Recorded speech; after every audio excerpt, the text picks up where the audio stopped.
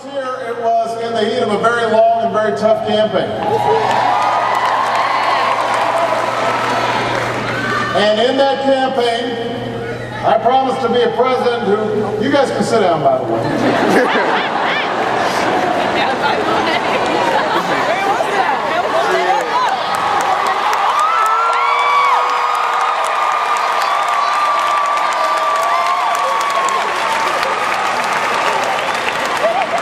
In that campaign, I promised to be a president who didn't just clean up yesterday's crises. I didn't want to be a president who was discontent with standing still. I promised to be a president who would build a better future, who would move this nation forward, who would ensure that this generation, your generation, have the same chances and the same opportunities that our parents gave us. That's what I'm here to do. That's why I ran for president of the United States of America. Part of that promise is a clean energy revolution that protects our planet, protects our security, creates jobs of the future right here in the United States of America. Part of it is giving every citizen the skills and the education they need to compete with any worker in the world. Just like you're getting right here at the University of Maryland.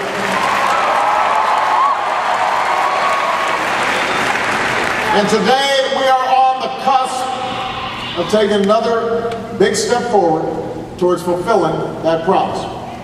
A few miles from here, the House of Representatives will soon be voting on a plan that would finally make the student loan process simpler and more affordable for millions of young people.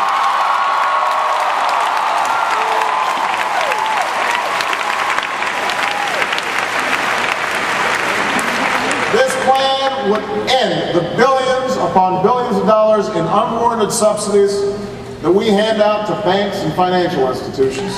Money that doesn't do anything to make your loans any cheaper. Instead, we're going to use that money to guarantee access to low-cost loans no matter what the economy looks like.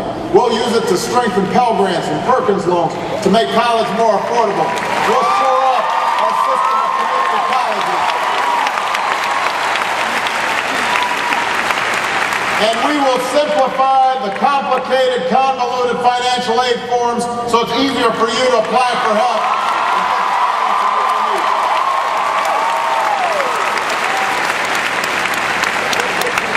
Now, these are reforms that have been talked about for years, but they're always blocked by special interests and their lobbies. Well, because you voted for change in November, we're going to bring change in the House of Representatives today. And then we will take this battle for America's students and America's working families to the Senate, and then I intend to sign this bill into law because that's the change you worked for, that's the change you voted for, that's the change we're going to do.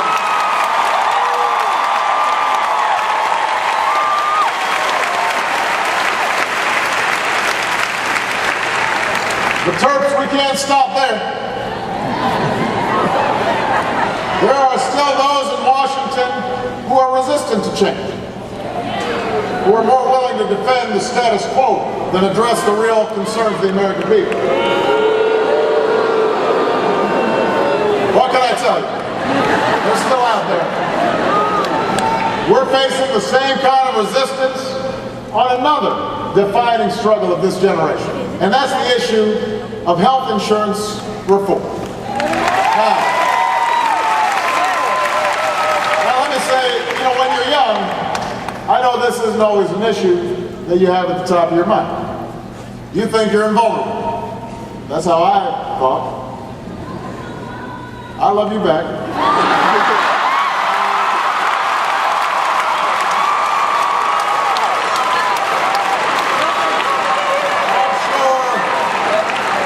I'm sure some of you wondered why this college required that all new students have health insurance this semester. Well, here's why. Here's why. Every day, the 1 in 3 young adults who don't have health insurance live one accident or one illness away from bankruptcy. Think about what would have happened with Rachel if she hadn't had health insurance. Nearly half of these young people have trouble paying their medical bills. Nearly 40% are in debt because of it. I mean, think about adding the debt you already have for college, on top of that, another $10,000 or $20,000 or $30,000 or $50,000 worth of debt because you get sick. Some of these Americans don't get insurance because they feel young and healthy. But some work part-time or for small businesses where you aren't offered health insurance. And it's just too expensive to buy coverage on your own. And even if you have coverage, insurance companies today, they can drop it or water it down when you're sick and you need it the most. Or they can decide that they won't pay the full cost of your care, make you pay the rest of it out of pocket, and even if it's thousands upon thousands of dollars. That's why more than 1/3 of all young adults, including those with insurance, have had trouble paying their medical bills. That's why 1/4 of all young adults are paying off medical debt. We've heard some horror stories during the course of this debate. There's the young father I met in Colorado. His child was diagnosed with severe hemophilia the day after he was born. And they had insurance, but because there was a cap on their coverage, as one child's medical bills piled up, this father was left frantically to search for another option and to face tens of thousands of dollars of debt. Another woman from Texas was about to get a double mastectomy when her insurance company canceled her policy because she forgot to declare a case of acne.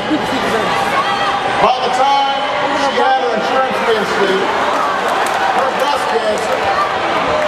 What's going on, guys? We're doing okay. Relax. Everybody's all right.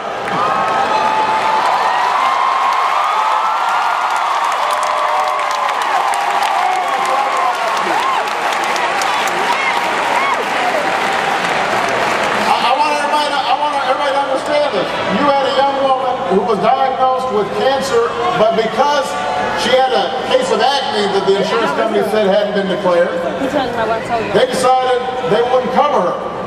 By the time her insurance was reinstated, her breast cancer had more than doubled in size. Now these stories are heartbreaking. They are wrong.